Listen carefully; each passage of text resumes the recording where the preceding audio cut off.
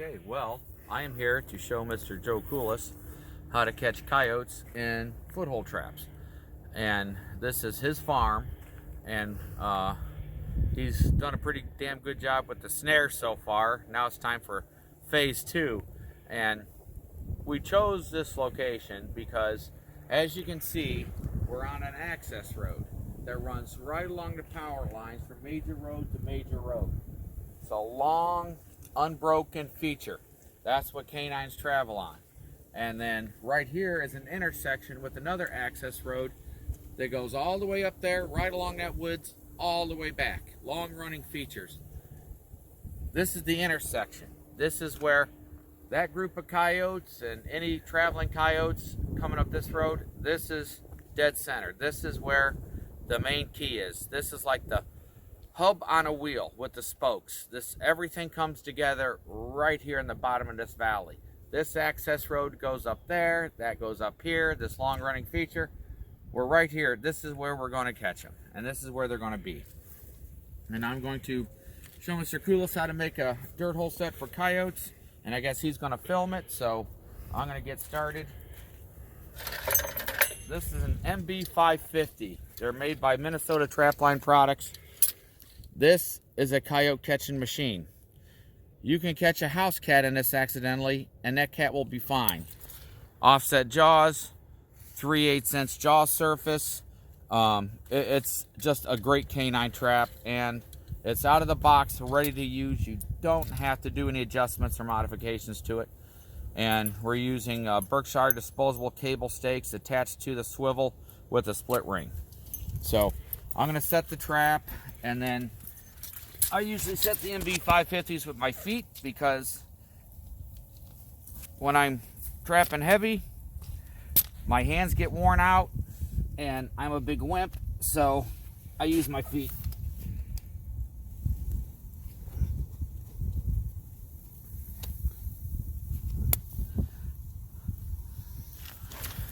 And then the only thing you have to do, put your finger on here. The trap is made, it has a night latch in it.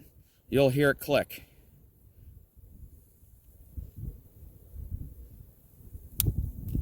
Click. And that trap, that's the way it sets out of the box, perfectly level. And the pan slightly below the jaw levels.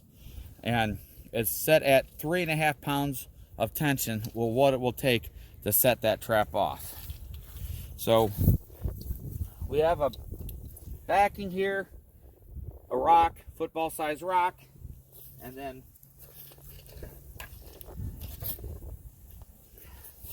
we're going to dig the trap bed right here because we want it. Matter of fact, there's a coyote track right here in the dirt. It's hard to see, but that's a coyote track right there in the dirt. And the rock is a backing to prevent it coming from the back side. We have the wind coming this way. You have to face the wind when you're making your set. It's going to blow the lure and bait smells this way. Fox and coyotes are going to come in, and federal research has proven it, they're going to come in mostly at a 45-degree angle. Coyote's tall. We want the trap pan to be from the backing to the center of the pan 9 inches, which between my pinky and my thumb, that's where it's going to be, 9 inches. And then we have to dig out a bed to bed the trap in to get it below ground level. Does it matter that it's a little muddy? This right here, no, it's no big deal because I bed all my traps in peat moss because it's waterproof and you don't need a pan cover to stop dirt from filtering in underneath the pan. And I hardly ever kneel when I'm making a set. You know, the less ground to human contact you got, the better. I mean, these are ghetto yotes. I mean, for Christ's sakes, they're at a landfill and people. So they're not too afraid of human activity or scent. But I just don't like to get dirty too much. Then we pre-fit it to make sure it's going to be in there. That's great. Does it matter the direction? Well, like I said, federal research has proven that when they work a set, they're generally going to come in at a 45-degree angle. So right now, with the way the trap is set, whether he's right-footed or left-footed, see, I got the dog right here, the spring right here, and the hole is going to be right here. So it's going to be offset about 2 inches to compensate for right foot, left foot, depending on which way it comes in. You can have it straight on. It's all personal preference, but I've had my most success with the trap at a 45-degree angle. And the Berkshire disposable stakes, you need a driver, and it fits right in that little nipple on the end of the stake, and then goes in the ground. I push it down as far as it'll go, and then how comes the hammer? Once this stake is in the ground, you could pull your truck out of the mud with it. And I get everything below ground level, give it a little twist. Driver comes right out. Stake is in the ground. Works on a cam action. As soon as he puts any pressure on it, that metal is going to turn sideways and lock. It's a done deal after that. It ain't coming out. And then I get a little peat moss in here. Get the trap in set at the angle that we want it. And then I take some of the loose dirt that I dug out of the hole, and then we use to reinforce the trap to the sides of the bed. So even though it's wet and clay, it's actually good. It's actually good. You know, in dry dirt you can't do it. What do you do in dry dirt? Go to somebody's barn and dig up some dirt in the floor. And if it's that wet, I don't even bother. But there's other products you can use. Buckwheat hulls are completely waterproof. They sell waxed dirt, which is dirt that's actually waxed. They use solar panels to make it. And see that? That fox or coyote can step anywhere on that trap. It's rock solid. It ain't gonna move. And then I get the peat moss over it. Now the peat moss will compress as long as you don't have big chunks in it.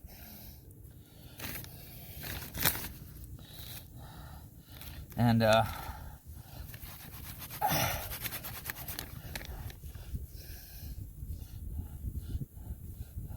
don't know where you got this peat moss in at, but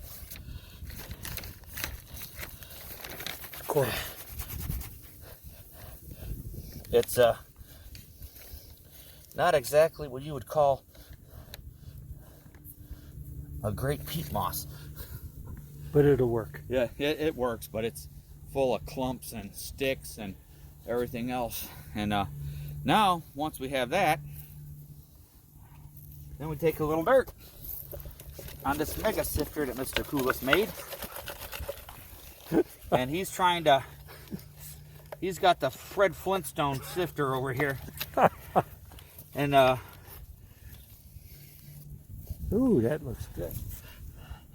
So a little bit more. So even though it's wet, you can still sift it. Yeah, you gotta grind it through the screen. Huh. Gotta grind it through the screen, just like you're grating cheese.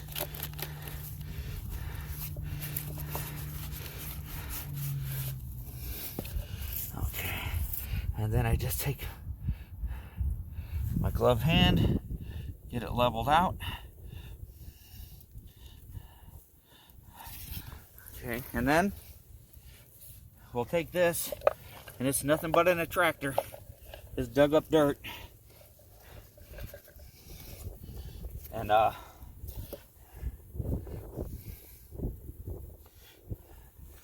Put a couple of clods right here, because we know he's going to come this way or this way to approach the trap. And then, because the smoothest spot he has to step is right there. That's right where the business end of the trap's at. And then we dig the bait hole.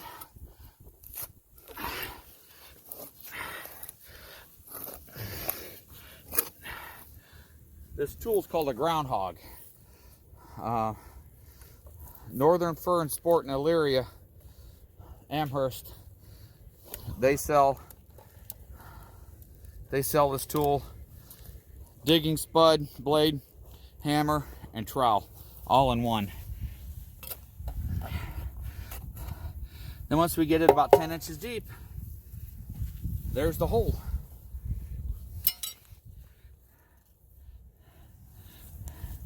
And then we make it look like a little burrow, so to speak. And then we'll take this fine grass and just brush in the little dirt pattern here a little bit. Nothing crazy.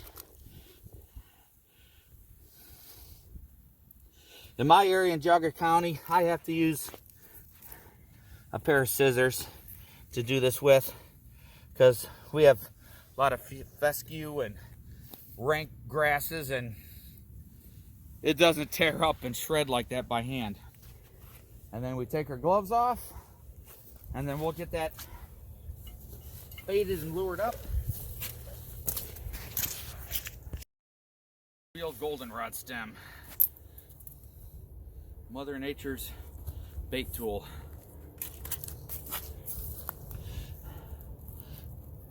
I'm just gonna plant this right here. Why? So we want to keep them from the back. We don't want them to dig it out from the direct sides. So, and I'll usually take another rock, a little goldenrod stem, another fist-sized rock, and put it right there. We want them right there. And then I'm going to use the bait, Tim Caven's Minnesota brand Hiawatha Predator bait. This is ground bobcat, gophers, and beaver. And it's got a bunch of other ingredients added to it, like beaver castor and mink glands, and it stinks to high holy heaven, but coyotes, woo, don't get any on your hands. And this is a coyote gland lure made by Blackie's Blend. He has since passed, and another manufacturer in Ohio, because most of the major trapping manufacturers, lure makers, they're in Ohio. Ed Molnar, Keith Winkler, Greg Wilson, JR and Sons, Blackie's Blend from Glenmont, Ohio. It goes on. And that's a little bit of coyote gland lure. Everything goes right in a hole. And then a shot of coyote pee right on the face of the rock. All it needs about a half an ounce. Coyotes don't piss more than that at one time. And then once we got everything down in the hole and get all of our stuff back on the side by side,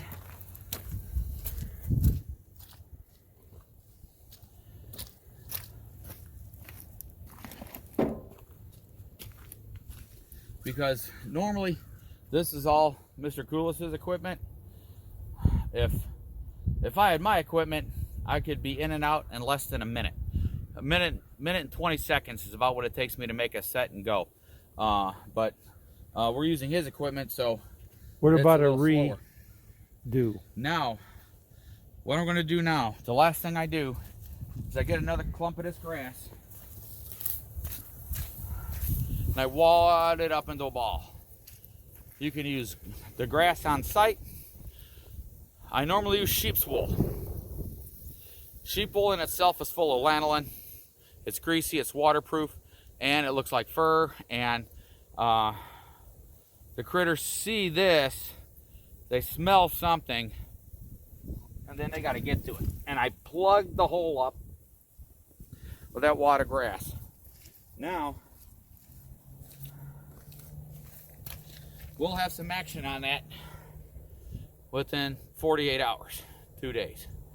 And knowing what I know about this place, I'm saying probably tonight.